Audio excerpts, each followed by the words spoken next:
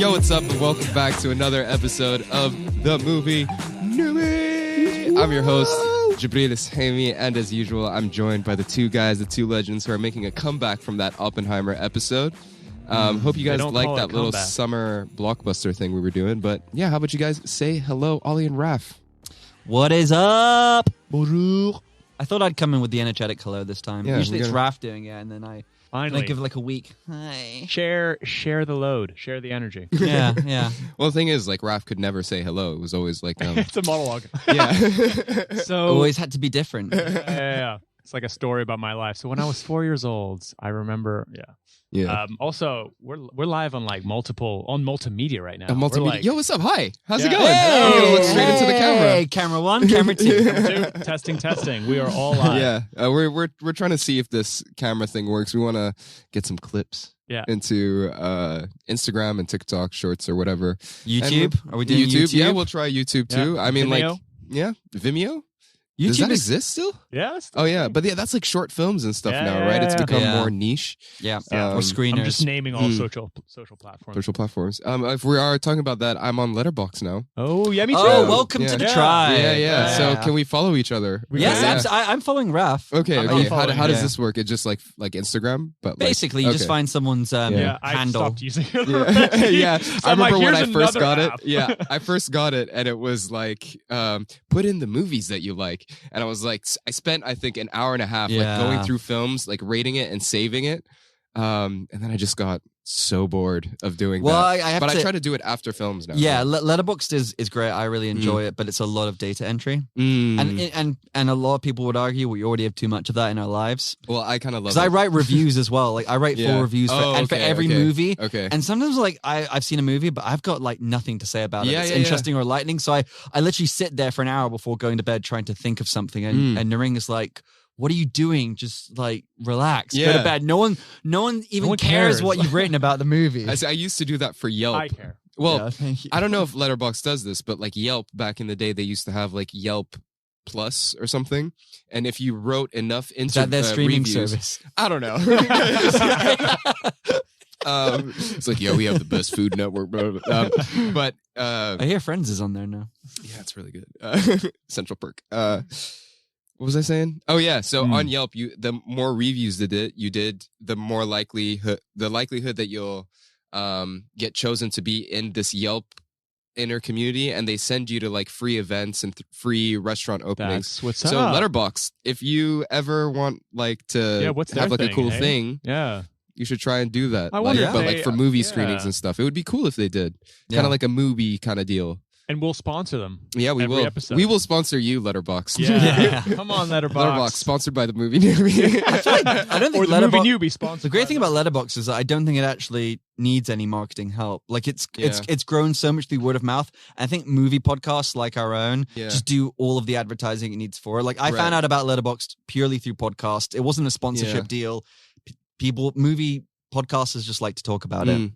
Well, I think this is a good way to segue into like our topic of the day, because Letterboxd is kind of like the way that I would like look for movies, or not maybe look for movies, but kind of like algorithmize movies and like reviews and stuff like that. And it's kind of what Rotten Tomatoes was kind of like built to do in the past, or even shit, man.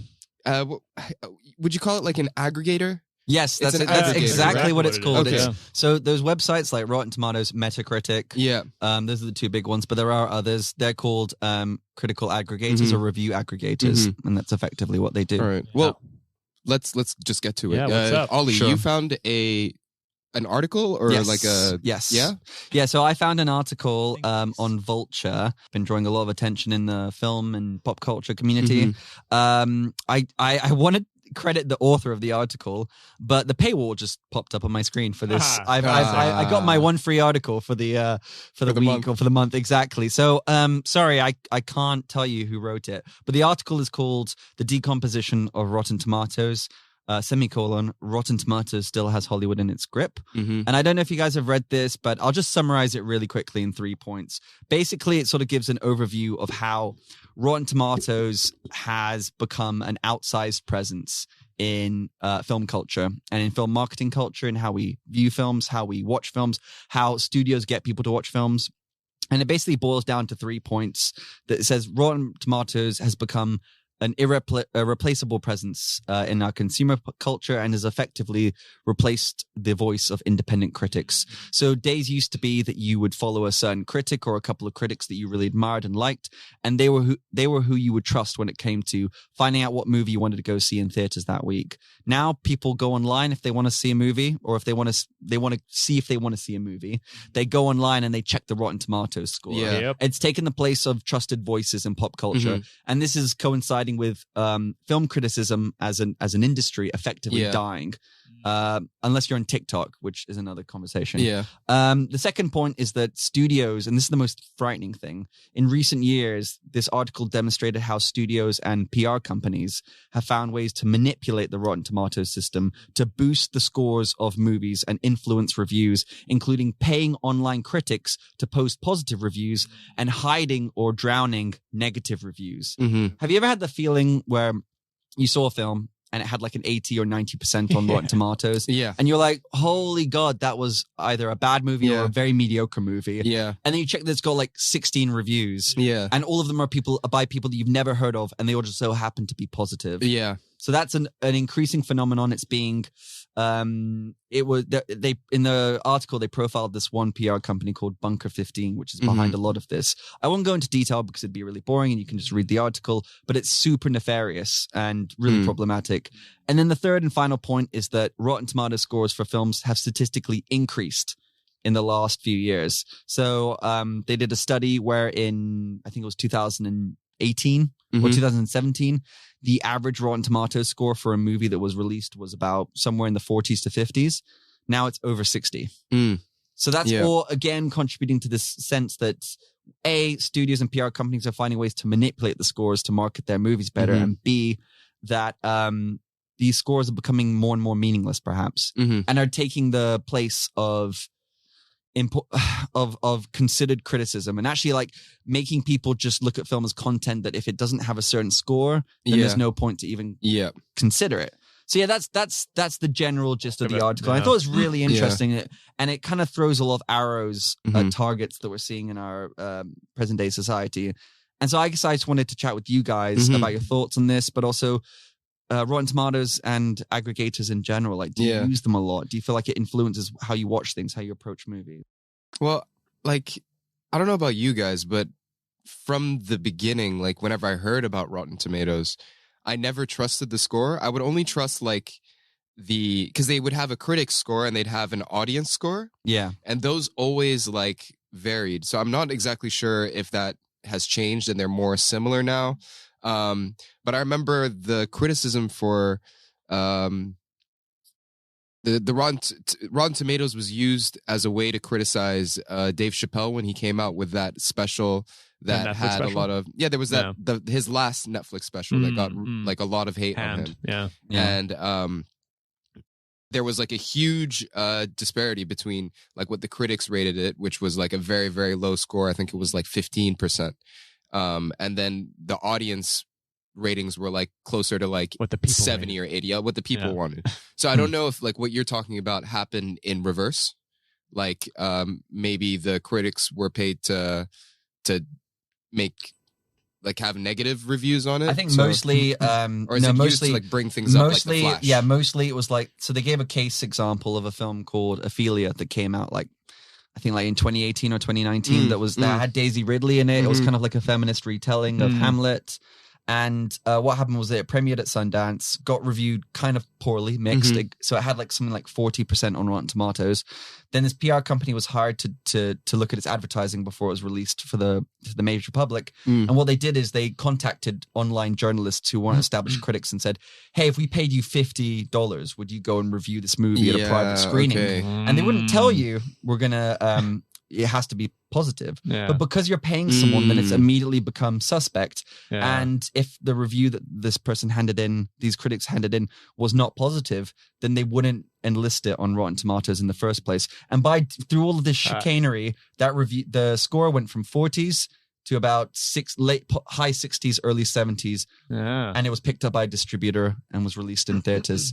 So that's an example of what they're doing, which some people would just argue is good PR. Others would argue is corruption, basically. It's like a corrupt form of corruption. It's corrupting like a form of journalism or a form of advertising. So if you're paying someone to do something, they're more likely to maybe advocate for that PR or like that's why be nice. Yeah, like a journalist, a critic should, in theory, never be paid by the studio of the film that they're reviewing, because then then they could be accused of influencing their opinion. Yeah, exactly. I mean, I am quite notorious when it comes to. Or I have been quite notorious when it comes to tomatoes. I've been addicted for a lot of years. Before watching any film, I would get on Rotten Tomatoes and I would check the score out because that would influence whether or not I would see this film. Yeah, to be fair, I do remember you I know every growing time. up, like 2013, 2014. It was disease. Yeah, I was corrupted by Rotten Tomatoes, and like I think back then maybe they were more trustworthy. They were less, corrupted. But I would always do that no matter what, and I find myself still doing that, but after I've watched a film. So after I watch a film, I'm whipping out IMDb, Rotten Tomatoes, and Wikipedia, and I'm looking at those three websites to gain more insight on the film. Is IMDb an aggregator too? Well, IMDb does it has a score, doesn't it? Yeah, like each film on IMDb, it's like a 6.9. Yeah, that's an aggregate of user reviews, though, isn't it? Okay, because I find IMDb ratings better. Like at Interesting. Least when I go to an IMDb rating, I'm like, okay, that's kind of around the ballpark of where I think the rating of the movie should be. Well, again, because I think maybe what it is it's voted by the people. Anyone can vote on a movie. Anyone can put a score up. I tend to use more IMDb than Letterboxd just because like I've been so accustomed to using that database. And then you'll have the Metacritic score as well, which I tend to favor too. Well, the difference between Metacritic and Rotten Tomatoes, although Metacritic has been accused of its own crimes, but with Rotten Tomatoes, how they come to the percentage is that they'll just take all the reviews in. They'll judge a review to either be positive or negative, so that's rotten or fresh. And then the score will be how many fresh reviews did they have against rotten reviews. So that's how you get like a 75%, because 75% of the reviews were deemed positive. So the problem with that is that you could have a movie getting all 3 stars across the board. Yeah. And then it'll get like a 98%, which some would see as being a misdirect. Whereas Metacritic will take the scores, like if say and average them. Yeah, it'll take like exactly. If someone gives it 6, then someone gives it 7, then someone gives it an 8, they'll give it a 7. 7. Yeah. Right. Yeah. Okay. Yeah. No, it's interesting, and I think I often fall into that trap of looking at critical score. I don't know what it is, but it's there's a critic inside of me that wants to know what other critics are saying about the film. Is it just films that most, I mean, TV shows as well. What about video games? Because video games. Metacritic's massive with video games. IGN, dude. IGN represents. And you had that whole, like, you have that Starfield. Film ratings are garbage. They're missing that. Yeah, they're very so bad. They can be very controversial. Very controversial. Like I remember they gave like The Flash an 8 out of 10 or something like that. Yeah. Well, again, and then, on Rotten Tomatoes it was like 67%. Which it's is like mad. I think for me where I saw kind of the downfall of Rotten Tomatoes was when they, after let's say Marvel, the 10-year Marvel phenomenon happened. After Endgame, I saw I was still following Marvel but purely critically on these review websites like Rotten Tomatoes. And I kept seeing the score, and that would entice me to watch these movies because I was like, "Oh, it's not bad." And then I would watch the movie, and I would be like, how is this a 70 or an 80%? And then I'd be like, "Is Marvel paying Rotten Tomatoes to keep the like ratings that, up?" What's the Brie Larson one? Yes, that was like one of the Indeed. worst Marvel, ones that I've seen, but like it had a really good critical rating. Sure, yeah, and exactly. Or Doctor Strange, the second one has like an 80. I've noticed that with independent movies. Like I love indie movies, but I see a lot of mid-ass indie movies that I've got like 95%, like, and I'm like, it was fine. It was fine. It was okay. Like 95, but 95%, the same as Godfather Part 2. Yeah. Come on. Well, it's kind of like I don't know if we spoke about this or maybe I was listening to it on a different podcast, but the making like indie films corporate So there's still like big movies made by big like production houses and stuff, but they have that indie sheen to it. Yeah, sure. You know? Yeah. And yeah, I don't know, like it's weird. Like it's what's the word? The financial word? Market Correction? No. Like playing with the market. Market forces? What? Market manipulation. Market manipulation. Yeah, that's kind of what it is. Yeah, you're manipulating the audience to. For sure. Yeah. And I think like the bigger question is that, and this is going, this goes back to the origins, I suppose, not just of Rotten Tomatoes, but of when Roger Ebert, for example, Ebert and Siskel did the thumbs up, thumbs down. Ebert. They're really popular. And I love Roger Ebert too. And his reviews are often wonderful pieces of writing in and of themselves, like really nuanced and thoughtful. Yet he popularized the thumbs up, thumbs down thing, where you have a binary between good, bad.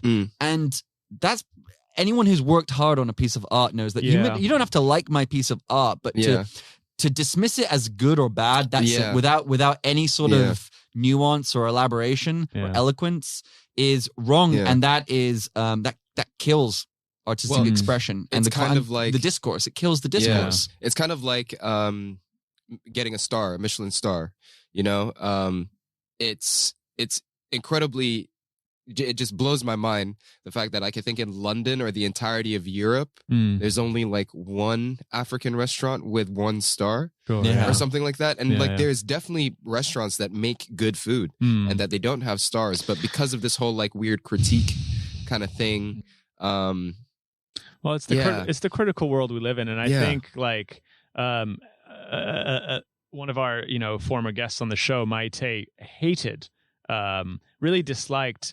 when I would go on Rotten Tomatoes, when I would look at critical scores, because she would say form your own opinion, and also like don't look at these things because they will manipulate the way you think about certain things, and it has to come from self-expression, right?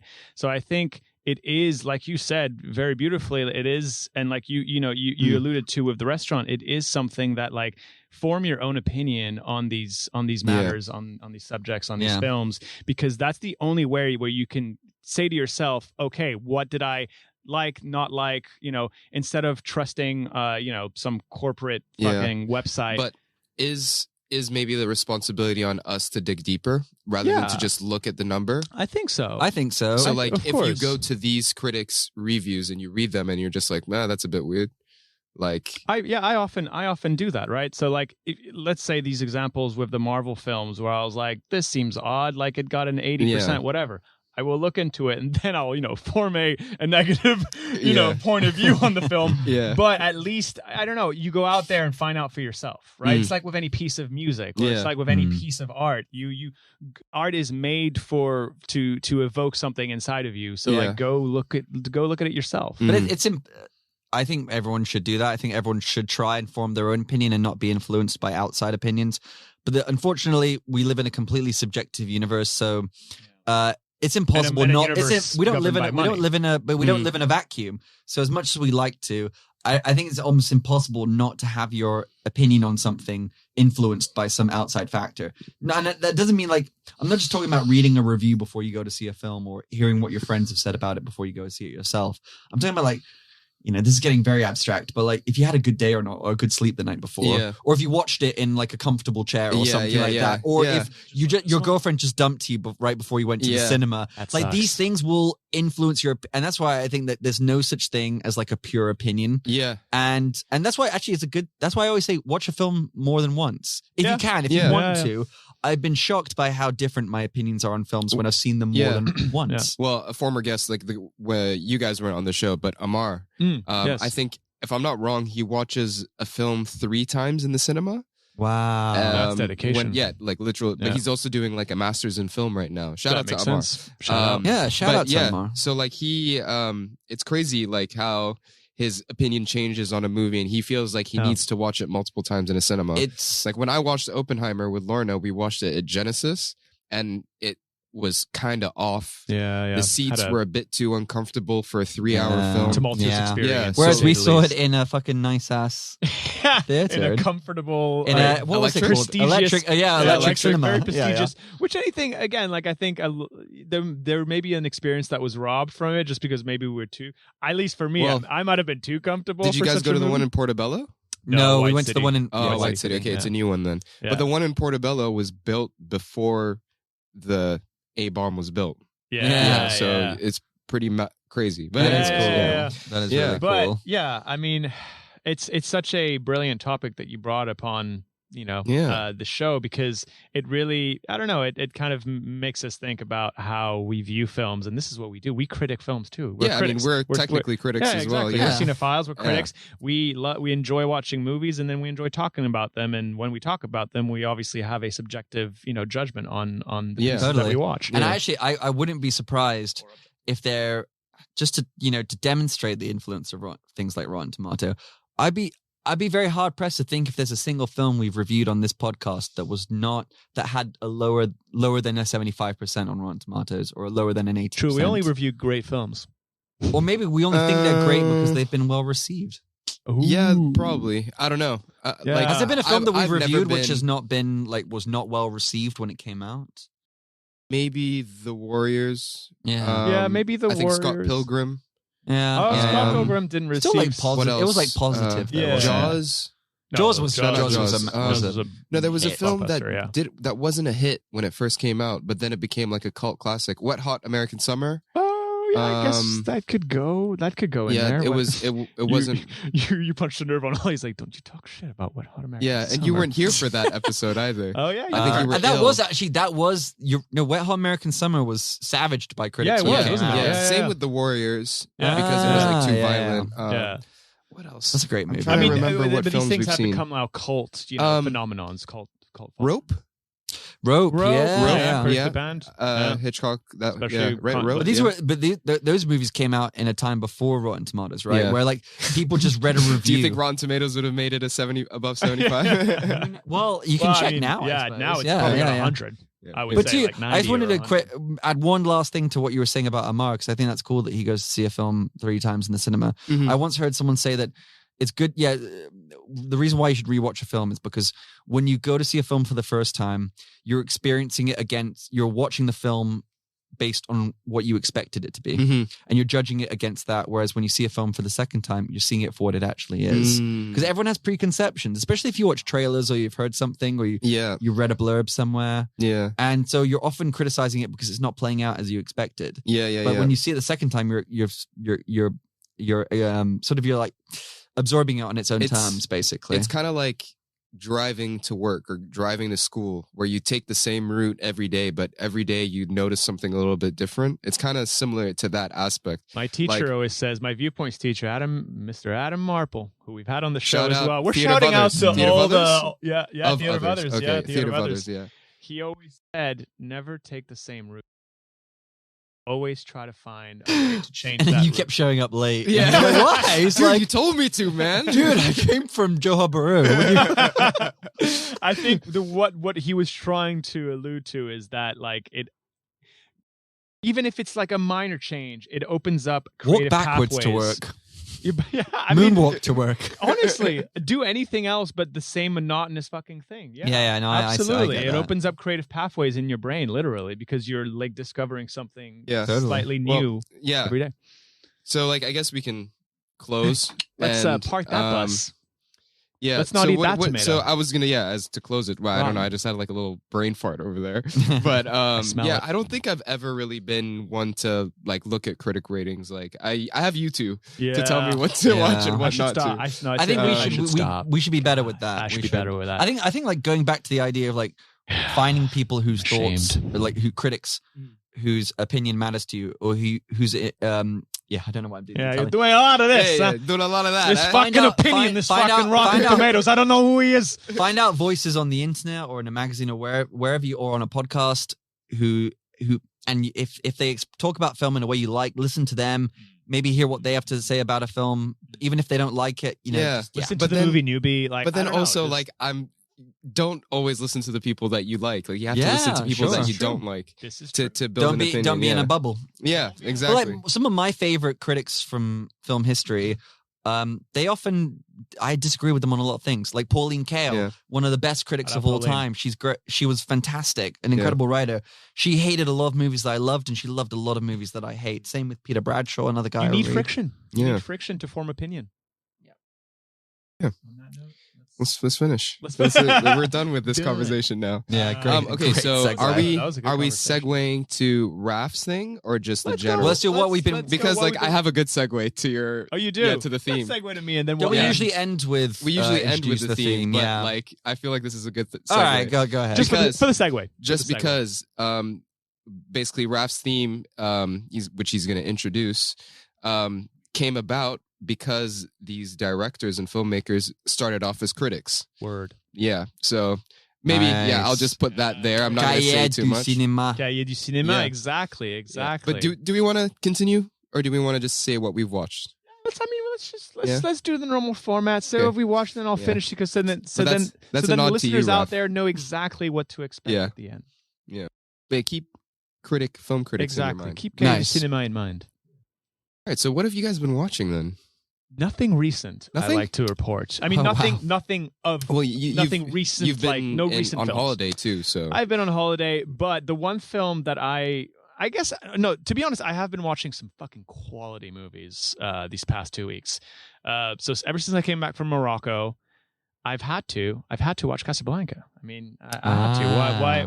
How can I go to Casablanca and then not watch Casablanca? So I watched that masterpiece, and safe to say, it's a masterpiece. Still, it holds up. Had you seen it before? No, never. It was the first time. You know, it was one of those things where I'm like, what's a classic movie that I still haven't watched? Here's looking at you, kid. I think if anybody's thinking of an oldie. Yeah. Like I remember my parents who always all like the Casablanca. brew dogs in all the world shit to watch in mind. Sorry, it's not completely that's a good one. Honestly, Casablanca. It's an ultimate classic, and it's just one of those epic, from the 40s and 50s that I'm like, which ones have I missed? And obviously, there's Gone to the Wind. Is that is it? Gone to the Wind, right? Gone for the Wind? Gone by the wind? To the window. To the wall. If only we were talking about that before recording. If only we had talking about that on the air, that would have made sense. That would have been a great full circle moment. Anywho. Casablanca, fantastic piece of filmmaking. And then I watched The Lives of Others, which also I had not watched, but I realized that it was one of your one of your favorite German films, maybe. Yeah, it's a film I really like. Yeah. It's a very powerful I don't know. film. It made me think of you for some reason because I was like, I've heard Ollie talk about this film once or twice. Well, I was in the Gestapo, so maybe there's that. There it is. And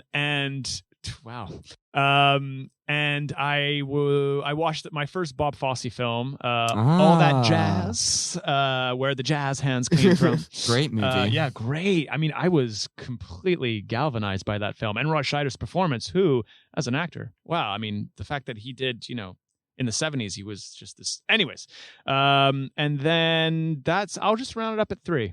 We'll next bonus episode I'll talk about more, but round it up at 3 films. Those are the 3 films that definitely left a strong impression. Oh, nice. Yeah. Any shows, TV shows, or anything? I'm rewatching Watchmen, which great love that show. Great series. Nice. Yeah, because I've never seen the series. Yeah, you should. You're a fan of ish. Yeah. I always found Watchmen a bit weird. Oh yeah. It is definitely still a lot. It can be quite overwhelming. A lot of ideas, a lot of themes. But yeah, I just reread the graphic novel, and I was like, I'm gonna rewatch the show. Nice. So I did, and it's a positive, another positive outcome.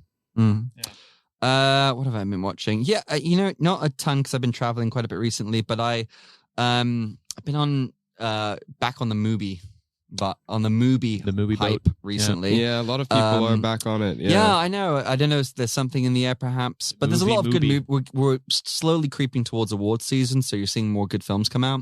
And Mubi has a lot of good films, but I watched 2 international films on Mubi recently. Wow. The first one is a film called Alcaraz. I would say it's a Spanish film, but I feel like it's more appropriate to say it's a Catalonian film. Because I know there's, There's a difference. A lot of people. Yeah, well, there's a lot of secessionists or independent. I don't know what the term is, but anyway, opinions. But yeah, this is a film by a director called Carla Simone, a writer-director. She made a film that my partner Naringa introduced me to recently called, what was it, Summer 1997 or Summer 1993. And this is her follow-up to that film. And it's set in Catalonia, and it's about peach farmers, about a family of peach farmers who's face an existential threat when it comes to the collapse of their industry, and as the industry shifts from peach farming to solar farming, to solar wind, as part of like a pro-environment sustainable push, right? Which we usually see as a positive thing, and I think we'd all agree that renewable energies are very much a positive thing. But it's a really interesting film because it was showing the micro drama of this family that were seeing their generational means of living threatened by this nationwide shift to sustainable resources. It was a great film. Really enjoyed it. Would highly recommend it. Nice. I saw a French film on Sunday called One Fine Morning. I don't know what the French preparation to the French New Wave. Kind of. It was a nice segue into that, actually. It was the day after we watched the first film theme. But this is a Mia Hansen-Love joint. Does anyone know Mia Hansen-Love? I do not. No. She's a French filmmaker. She made Eden. She made Eden, Things to Come. She made more recently Bergman Island. She's another great female writer director. This is with Léa Seydoux. And a guy, I can't remember his name, but god damn it, he looks exactly like Raphael Lacat. I saw him. He was in this Christmas film that I watched. This French Christmas film I watched years ago. And I think I sent a picture of him to you, and I was like, Raph, this looks like you at the age of like 45. I like that. Yeah, and he's a great actor as well. Good looker too. Really good. And One Fine Morning is a lovely film. Just a great film. A great drama set in Paris in the present day. Léa Seydoux is fantastic. I would say though that if you have any family members who have dementia or that, that factors into the plot, and it can be quite triggering. Kind of like The Father, bit of a little bit of that. Yeah. So it's pretty difficult to watch in that respect, but otherwise, really lovely movie. Who's that female French director that you really enjoy? She did High Life. Claire Denis. Claire Denis. Well. Yeah, Claire Denis. Yeah. How do you say it in French? Claire Denis. Yeah, you said it really well. Nice. Last thing I'll mention is a TV show. Me and Ring have got back onto watching Reservation Dogs. Yeah, season 2. Nice. Season 2's out. Season 2 is out, and season 3 is starting now. Yeah, season 3 is starting soon. Yeah, so I'd watched season 1 on Raph's recommendation. Yeah, I think one or maybe even like 2 years ago. Yeah. And so we just kind of fell off the bandwagon for some reason, but then just started watching season 2. It's on Disney Plus. Great. This show's fucking awesome, guys. Yeah. What a lovely, what a brilliant piece of just the kid.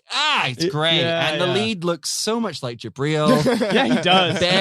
They're both sexy motherfuckers. Yeah.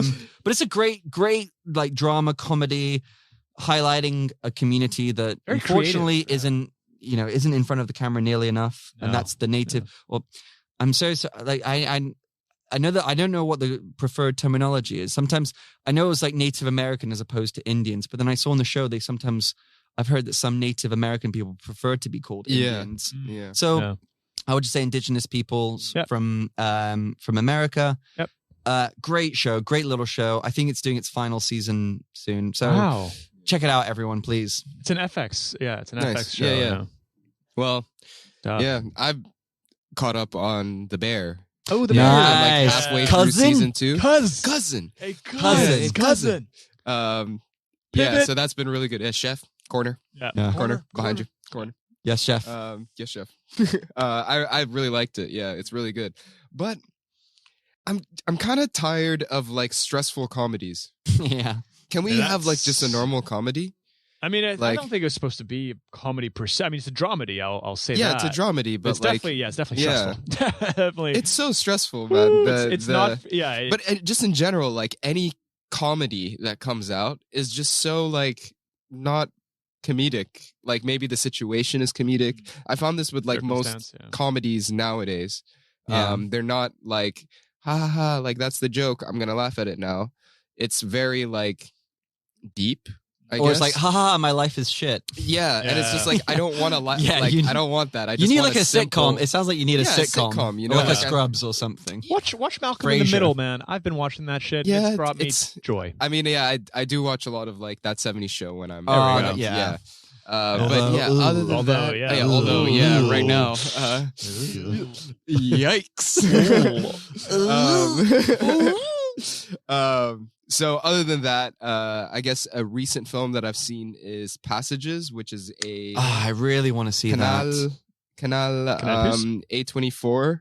But was it? I think it's being released by Newbie in the UK. Or Newbie or something like that. I can't remember exactly. Canal Plus and A24. That's a beautiful baby right there. Like I'm looking at the Google, dashboard thing, and somebody's giving it 1 star.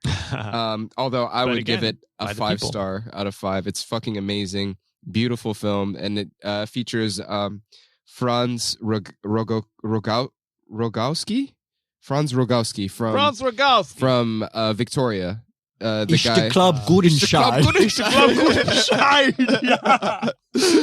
Shout out. Sorry, that's a little reference to our episode of Victoria. Yeah. But directed by Ira Sachs.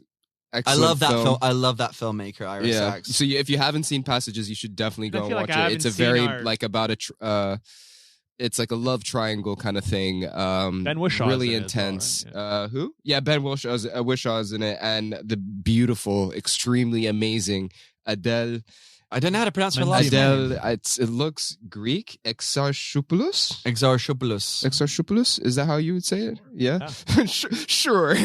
All right. And then another film that that I watched recently, but it's not a recent film at all, is called Ikari XB1. And this is a film that came out in the 1960s, I think 61. And it was one of the main influences for 2001 Space Odyssey. It's your sci-fi stuff coming in. So this is a bit of a sci-fi. It's a Czech movie. It's fucking awesome. Fuck yeah. It's really good. How did you watch it? I watched it on... I rented it through Prime, but it was MGM. Okay. Oh, you had to get one of those channels that you have to subscribe to. Yeah, so I got the trial, and then I stopped. You should also watch Polaris, which is the Russian equivalent of 2001. Solaris, which I think also came out around the same time. So I want to go into a deep USSR, sci-fi thing because it's incredible. They know their shit, dude. Well, it's also during the time where there was the space race between the US and the USSR. So it's really interesting 100%. To see how each country, each school of thought, thought the future would be like. Yeah. It's really interesting to see how, it's just the USSR doing a space colonization mission, as opposed to America, an American style. But for example, 2001, right? They are working together, or whatever. But that's what I've been watching. Directed by the famed Russian and Tarkovsky, Yeah, so that's what I've been watching. But nice. Shall we get to the theme? He's not a movie newbie anymore. Let me tell you that much. I know. Well, I'm finding what Soviet I like. sci-fi. Yeah, look at that. Yeah, I know, right? Damn. I mean, ever since the 400 Blows. Yeah, I think that's when I started going into OG shit. So thank you for this theme today. Hey, no worries. Let's get to it, buddy. You're about to enter. If anything, this is going to propel you into more, cultural movies. So I'm happy. I don't know why we didn't do this before. Honestly, I don't know why. It's literally one of the most influential, pioneering fucking movements in cinema history. Yeah, and we're talking about the French New Wave. Let's go. How do you say it in French? La nouvelle vague française, I guess. Oh. No, because there was a special word for it. I don't know. I was watching loads of documentaries about it recently. So, yeah. We'll just stick to French New Wave. Yeah. FRNW, acronymed. It emerged in the late 1950s. Okay, I'm just going to give you a bit of backstory. You all kind of understand what we're dealing with. It emerged in the late 1950s. And it's kind of a movement and a form that rejected a lot of the old conventions, a lot of the traditional ways of filmmaking, and substituted with, they employed these kind of almost radical experimental techniques in a spirit of iconoclasm, which, iconoclasm is kind of a deconstruction of tradition, of icons, of moments, of things like that. So it really was a reinvention of cinema. And I think, there's no better people to do it than the French. Of course, the French are going to be like, fuck this fucking shit. I am tired of tradition. Let's fucking behead this shit. Because I'm like, and that makes me proud. So I'm like, you're right. You see something that's, like, they're disruptive. They see something that's monotonous and traditional and conventional and no longer kind of works, and they're like, let's change it. Let's see how we can change it. So they're a great force for change. Let's flip this bitch. Let's flip this bitch.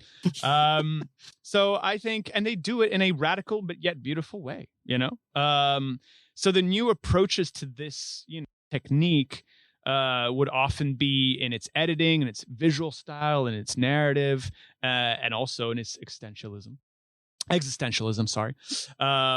And it's often, like I said, regarded as one of the most influential movements in cinematic history that paved the way for 70s Hollywood filmmaking. I think there would be no Scorsese. There would be no Scorsese, Spielberg, Sidney Lumet, like any of these filmmakers. I think Scorsese, though, was like sure, highly. Super, like, after I watched, like, so I watched basically a little documentary about the French New Wave, and literally, it's Scorsese. Like, for sure. His 100%. entire, I didn't realize this, but his entire style is very similar to what it is. Especially if you're looking at his old 70s work. His body of work in the 70s is very French New Wavy, let's say. So what would be